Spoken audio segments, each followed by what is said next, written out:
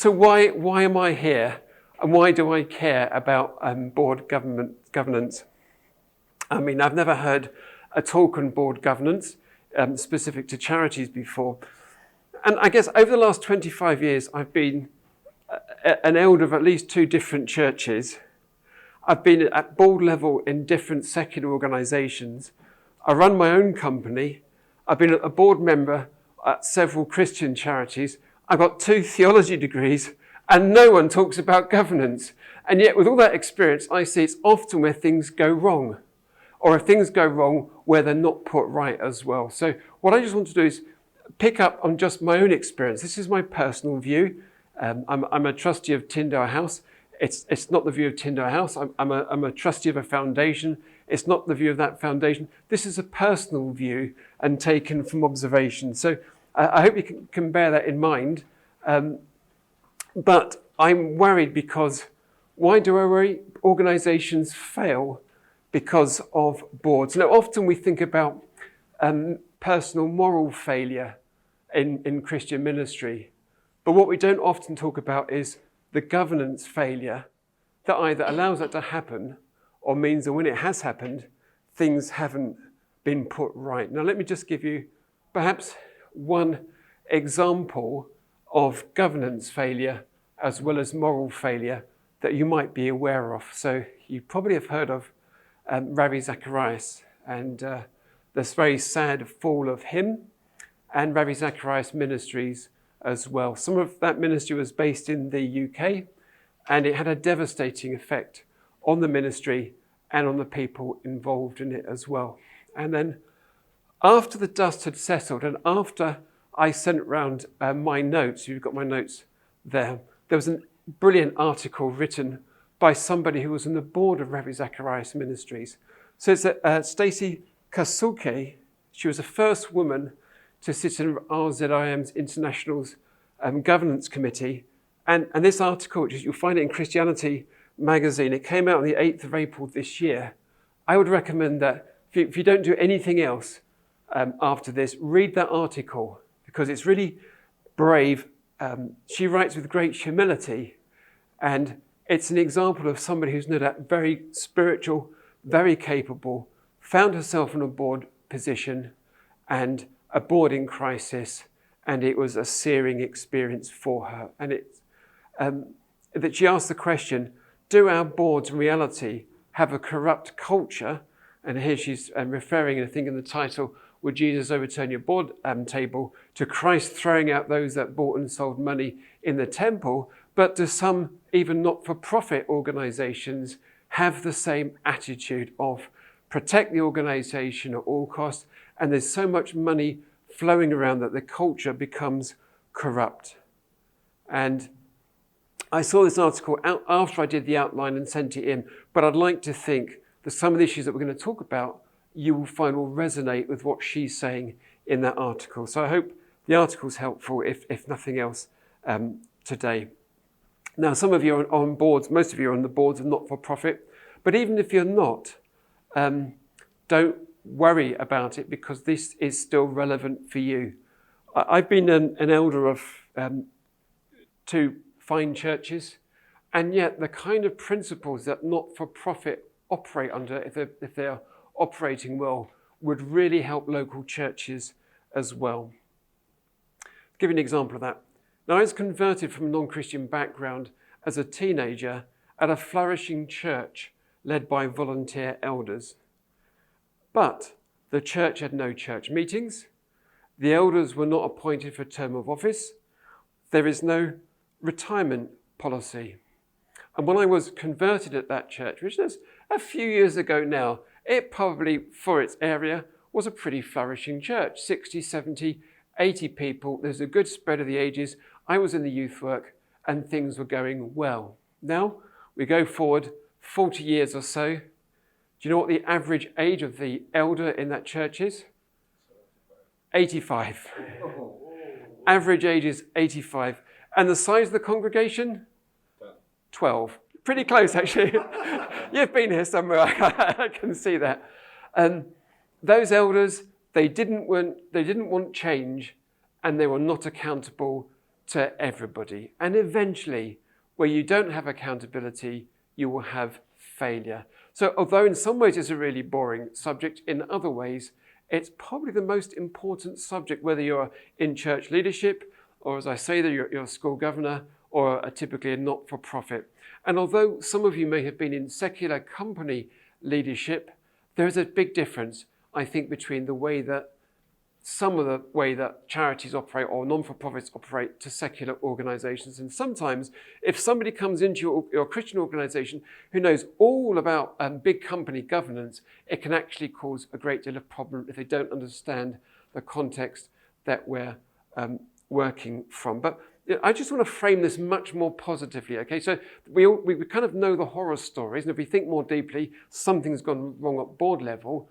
But I want to say positively, an organization will flourish if there is good board governance.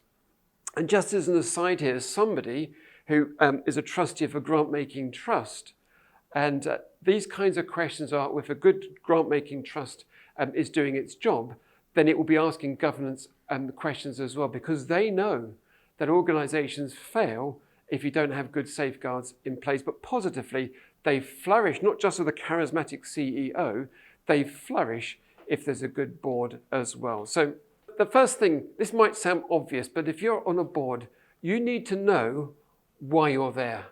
What is the purpose of that organization? Is it a local church, or is it an international relief of poverty mission? Because the way that they operate and the kind of structures they have do vary enormously. Some, as I say, secular principles are good, but ministries are not normally, if ever, there to make money. Sometimes that's probably a bit sad for some of them because it would help, but it doesn't always help. So ask yourself the question, how many staff are there and what should they be doing? In a small organization, you might have 2 or 3 charity trustees, maybe all volunteering, then the roles are much more mixed. But as an organization grows, so the governance structure and the governance complexity needs to grow. You see that sometimes at a local church level. When a church is small, it's almost like a family network, and it's informal and decisions are taken informally. But as that church grows, unless there's more formal accountability in structures, what happens is it bounces up in size and then can come crashing down in size as well. And I was involved in a church like that grew, but people wouldn't let go. There weren't the structures in place, and the thing came crashing down. You need to understand the type of organization that you're in, large or small, international or otherwise. But where the board can really help in a medium or larger size organization is sharpening the focus of that organization. So what are we here for? What are we not here for? So you don't get mission drift and you don't spend your time and energies on the wrong things. So there are different ways of describing this, but it's what's the vision? What are the values? So how are we going to operate? And what's the strategic priorities? It's possible to have lovely big phrases that we're going to save the world, but unless there's a kind of strategy to implement that, then it's not going to happen. So the board needs to think about, with the leadership of the organization, those who are involved in it day to day, what's our vision, how are we going to go about it, and what steps are we going to do next? So if you've got business experience, that's more typically the kinds of things that businesses think about, and you can bring that experience to bear in the not-for-profit as well. Here's an example of an informal vision statement. Matthew 28, 19 to 20 is the Great Commission, but I will read it out because it's important. Go therefore and make disciples of all nations, baptizing them in the name of the Father and of the Son and of the Holy Spirit, teaching them to observe all that I have commanded you. And behold, I am with you always to the end of the age. Now, one of the charities that I'm involved with, that's the simple and informal mission statement. And it's good, it's biblical, it seems straightforward, but I'd like, frankly, a bit more detail. If you read the works of the biblical theologian Chris Wright, he might talk about creation care as part of discipleship. And does that mean to say you're in publishing? Does that mean to say you're in proclamation evangelism? does that mean to say that you have a web ministry? So it's a big, high vision statement, but I think it would be good if the board was to work through into further detail so you knew what you would and would not work towards. So I'm going to give you a second example of a vision statement that I pinched from Tyndale House, Cambridge. So here we are. This is their vision. They are a biblical and theological studies resource. So what's their vision? It's a world that takes the Bible seriously. It's my typo, apologies. So that's the broad vision, but what does that mean? Their mission is to grow an international research community, and we present the value of the Bible at the highest academic level, resource the church to understand and trust the Bible, and promote informed attitudes to the Bible. So that narrows it down. There's a big aspiration, big vision, but the mission is narrowed down to something that they can be distinctive about. That's a good question as a board. Is your organisation, is it distinctive? It doesn't have to be, but you can ask that question. And that does, in the Christian world, avoid duplication. If you've got 10 ministries involved in literature working in the same town, that's probably not very helpful for that town, not a very good use of resources. So the big, wide vision, narrowing with mission, but also guiding principles, or you could say the values. So the values are evangelicalism. They are evangelicals. Excellence, that's the quality of the scholarship. Courage, in the academic environment, because the scholars work there in the secular academy, you need courage to stand up and be counted, even though it might be make you unpopular. And humility. You are there to serve the church, and the academic gifts that you've been given are by the grace of God.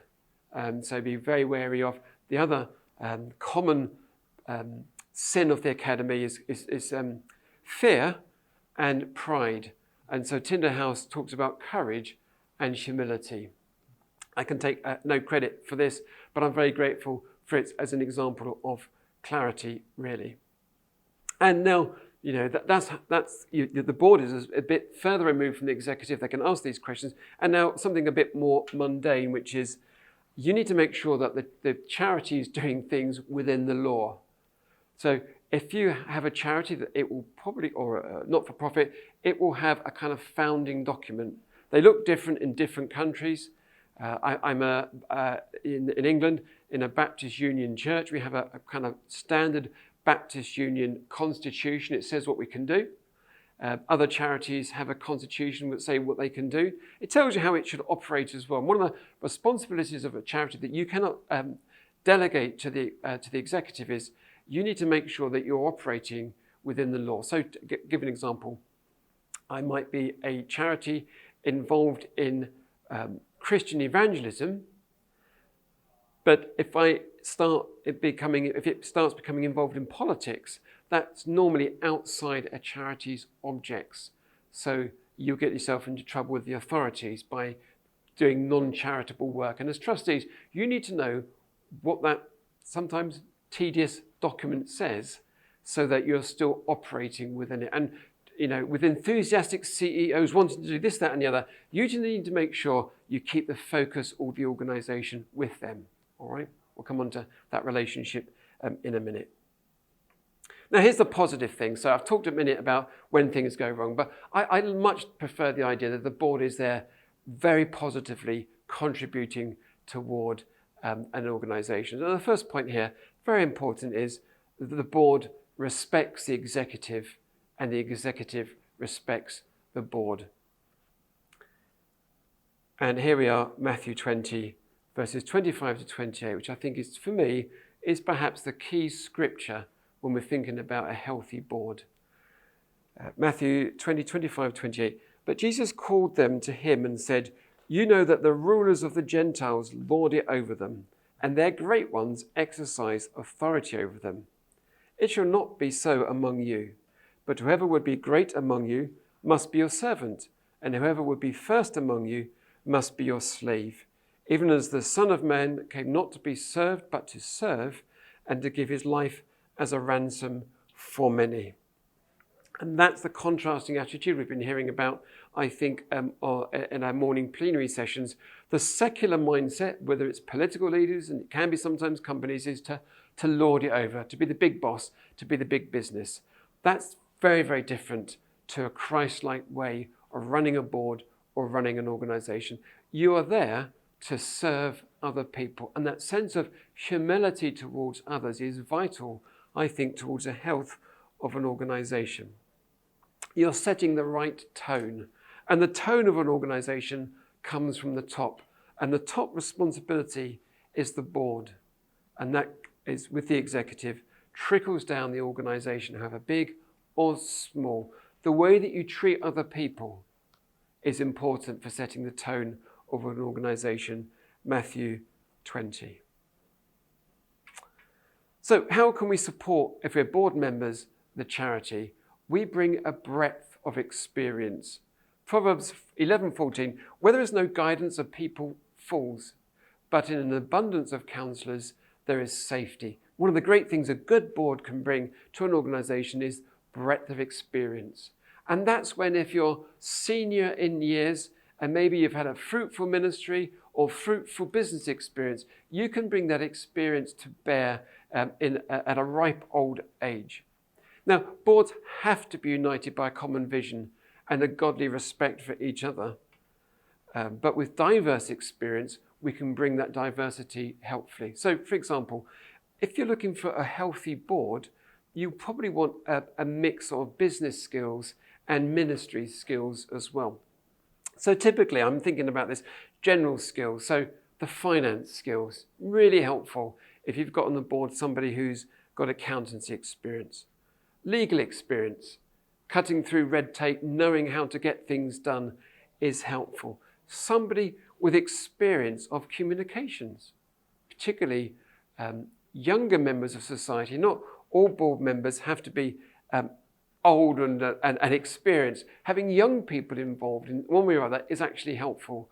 And that can be overwhelming at times, but young people are digital natives. My children are digital natives in a way that was foreign to me. I can still remember typewriters at work. I mean, imagine that. Electronic typewriters, those were a revelation. And then computers in their time. Well, my children think this is just mad. One of my interests is photography, and I like the old-fashioned film-based photography. You may not know, some of you, what that's about, but my daughter found one of my old film cameras, and I'd exposed a film, and she's looking at this piece of film saying, well, I can't see anything through it. If you remember the old film cameras, it was like a brown strip. She had no idea what that like. And I thought, up until 1999, that's all you had. But she was born after that, so she's a digital native. But I think people who have understanding of communications and social media are really helpful for a board. My older daughter, she works in a Christian charity in London, and they work with helping young people from disadvantaged backgrounds find employment. It's a great thing to do. It's very commonly done. But because they want to make sure that they hear these young people who've been helped, they hold their board meetings in the evenings.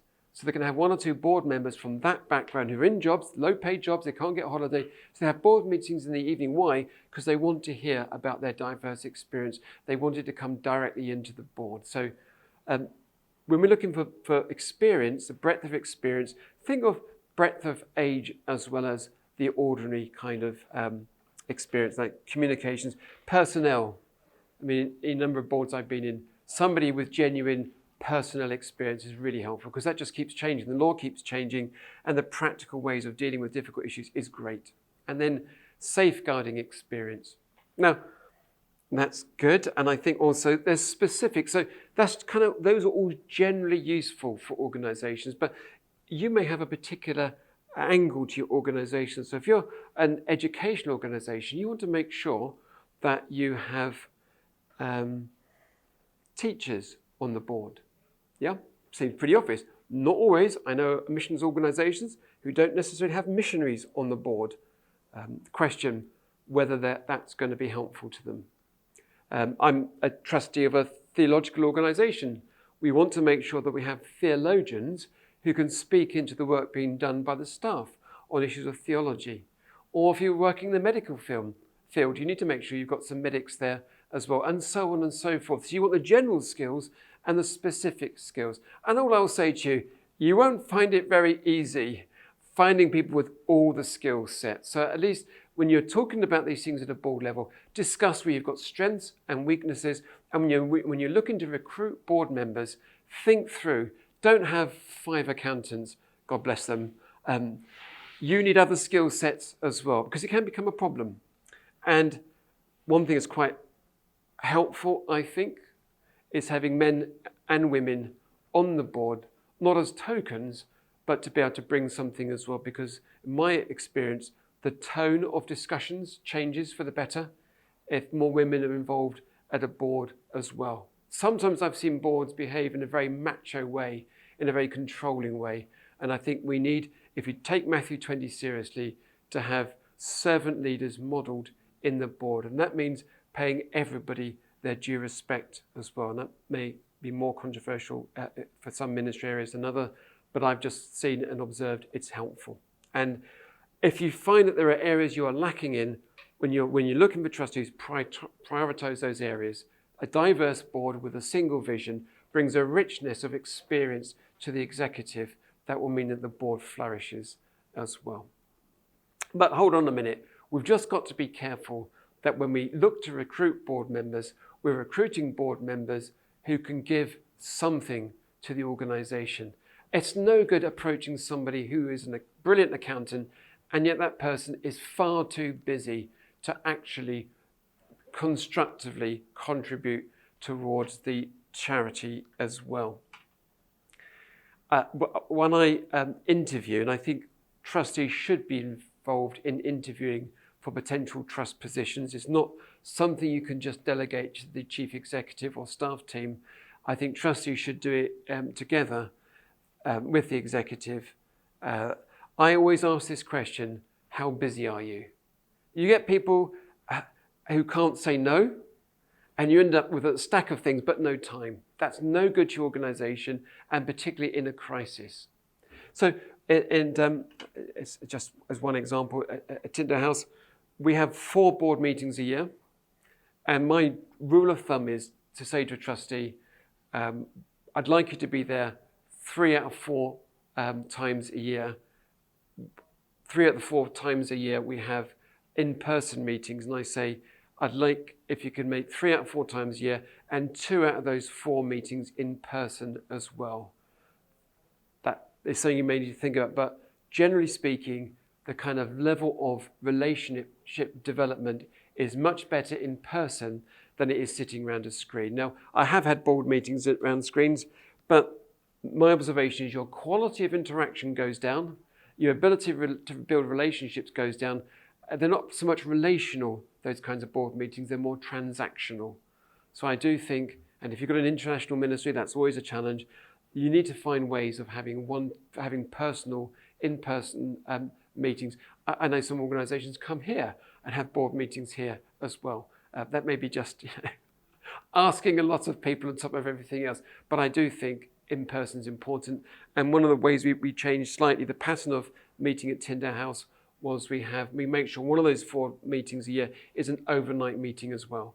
So 24 hours. So one of them, we have it on Zoom. That's particularly in December where you may not get such good weather. But we compensate that by having more time together as an overnight once a year as well. It's about making sure that people can contribute towards that. Now, here I'm going to be slightly more controversial. So good that people give time and good that they give their talents, so their gifts and experiences. And I've put and treasure because and you'll see it in the Ravi Zacharias article I was referring to you earlier. It's more a model of American foundations or ministries that they have wealthy donors on the board. That's something, speaking as a Brit, we're more wary of because if you've got somebody on your board who's funding that ministry, there's a danger they can think, that's my ministry. And there's a danger the other people can say, well, if I challenge that view, we might lose his or her money, and we can't do that. And that gives that person too big a voice. So in some ways, people have wealthy people on the board because, they're giving to the ministry. But I just say to you, make sure they're not distorting the board. And if there's difficult decisions, you may even want to exclude that person from them as well. So although it sounds brilliant, personally, I'd be a bit wary of that. You can just think about those things. But I've known I've been in ministries when we've refused money. All right, don't be afraid to refuse money. It's easy to say, the Lord will supply your needs. But if someone's given you money with strings attached, say, I give you this money, but you must do that. That person is trying to tell you what their vision is. And I'd just be wary of that. So it's very important when you're talking to donors, particularly big donors, that there is a match between their vision and your vision. Because if not, you'll get distorted and you might become dependent upon them. And maybe that's not what God is saying to you. So just be a little bit aware of that as well, I think. Responsibility of the trustees is to protect the organisation. So if you're diverse, you've got this skill set, you will help them. And Proverbs 22 verse 1, a good name is to be chosen rather than great riches, and favour is better than silver or gold. And I'm a chair of an organisation. There may become a time, in order to save the organisation, that I might have to sack somebody in the executive for the good of the organisation. So as a board, we have to be prepared to protect the organisation. And that doesn't mean covering up sin, all right? So good organisations have what we call a whistleblowing policy. You think of a game of football, soccer, and the ref blows a whistle and the game stops, all right? We have a policy so that any member of staff can go directly to the board if there is something taking place which isn't just someone who's unhappy with a pay review, but some serious misconduct is taking place. And the board's responsibility is to call that out. And that's something increasingly, if that was done, I think might have saved some ministries. Historically, Christians would say we shouldn't wash our dirty linen in public. But I think in this day of social media, if it ever was right, it's impossible to do now and dangerous to do as well. So a good board protects the organisation by speaking well of it, but also by not covering up sin as well and responding in a fair and an open and a balanced way. Perhaps the final but not the least point, although it is at the end of my list, so I apologise. The board prays for the organisation. So if you're a board member, do you pray? Do you let the staff team know that you're praying for them? One of the ministries I was involved with, the chairman prayed every day for that ministry. Now, I can't say that I do that, but perhaps you can invite your trustees, your other trustees, to pray for the organisation. Pray individually and pray together, because they need your blessing and they need God to be working with you. So it's a spiritual work as well. So this is the positive aspect of it. You're supporting the organisation, you're bringing a richness to it, and you're promoting the organisation too. And then this is going to be the other side of it. Accountability. We hear this a lot. And we can resent accountability, can't we? But we can't resent it too much. Luke 12:48. Everyone to whom much was given, of him much will be required. And from him to whom they entrusted much, they will demand the more. There's a theme throughout the whole Bible of accountability.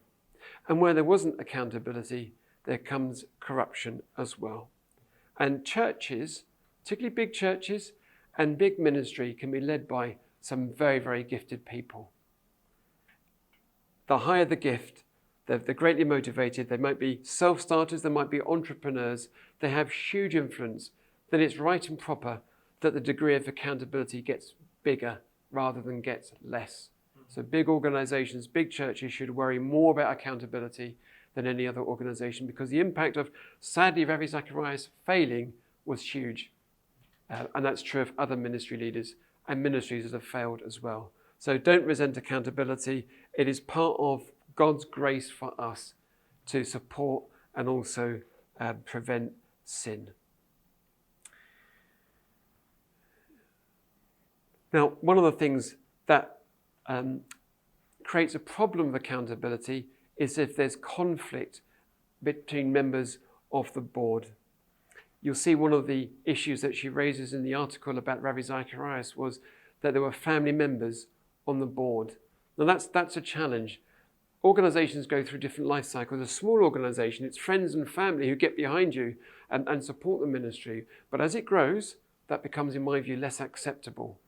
And so I can think of, not Rabbi Zacharias, but another ministry where there were questions about the chief executive, but his wife was one of the trustees. She wouldn't move, and so it damaged the ministry, and it couldn't be. His reputation was affected by a sin. She wouldn't move down from the board because she was protecting her husband, and all the trustees resigned. Why? Because that relationship was not properly managed. It would have been best if she hadn't been involved, or if she had been involved, they'd managed that conflict between her personal interest and the interest of the charity. So there's ways of managing that as well. So at the beginning of board meetings, of trustee meetings, we always have a line in the different organisations and with any conflict of interests. So if they're going to be talking about a family member's salary, you might relate to, you can't take part in those discussions. If you're talking about a company that you might benefit from doing some work, you can't take part in those discussions as well. You need to manage that. And I think the less you have complicated relationships like that, the better. But they can be managed. And if you find in the middle of a meeting you're embarrassed because you feel you can't be objective, you should say at that time, look, can I just say this?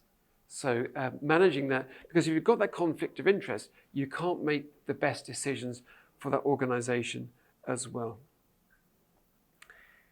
So there should be some separation between what the board does and what the executive does. In one of the organisations I was a trustee of, the chief executive wouldn't let the trustees speak with the staff. That's quite extreme, but some ministries practice that. Most of the relationships in some organisation between the board and the executive goes through the chair. And the chair needs to know what's going on, and the executive needs to know, chief executive needs to know what's going on. Otherwise, it might feel as though they're getting undermined. And I've known situations where people feel that they're talking behind your back, and that's pretty toxic. So be very careful, board, who you're talking to. If you have the permission of the chief executive, and I have the permission of Pete Williams, chief executive, Tyndale House, to talk to the senior leadership team, some of whom are here, because he trusts them and he trusts me, but we need not to break that trust.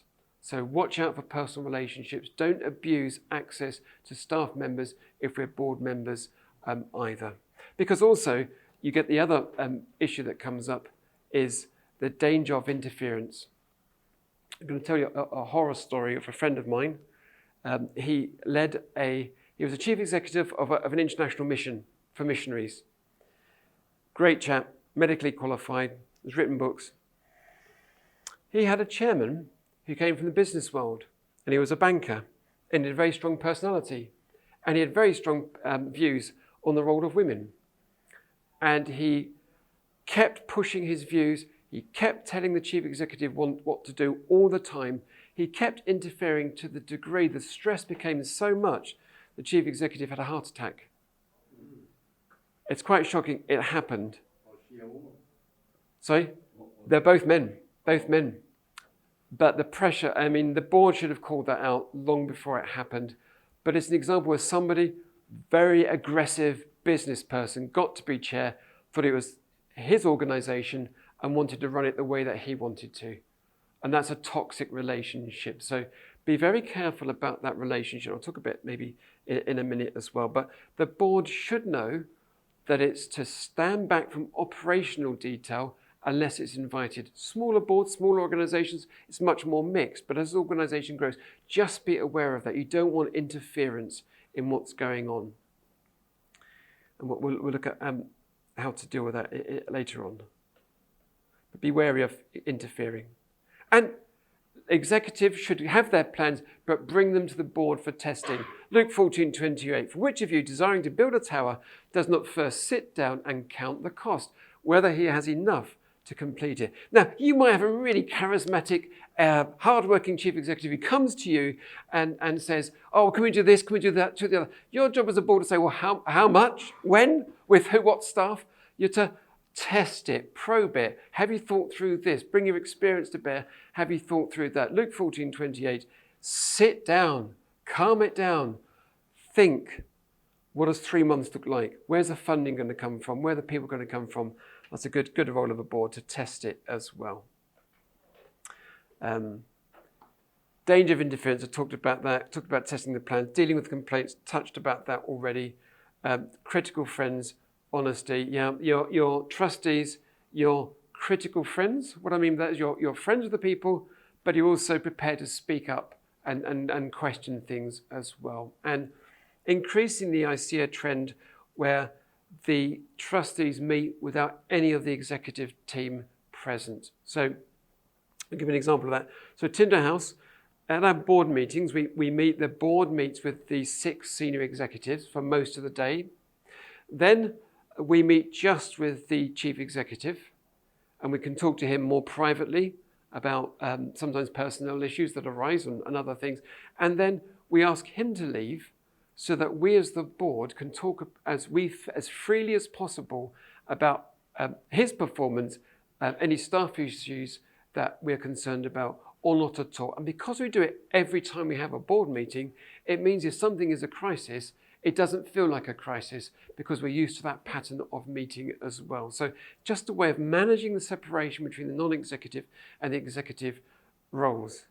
And it works. I was in another organization where you never did that, and things were going wrong, and it wasn't set up to do that, and it was very difficult to fix because every time you had a meeting, it was convened by the chief executive, and she was there, and you couldn't talk openly about her performance in the way that you could do at other more recent boards as well.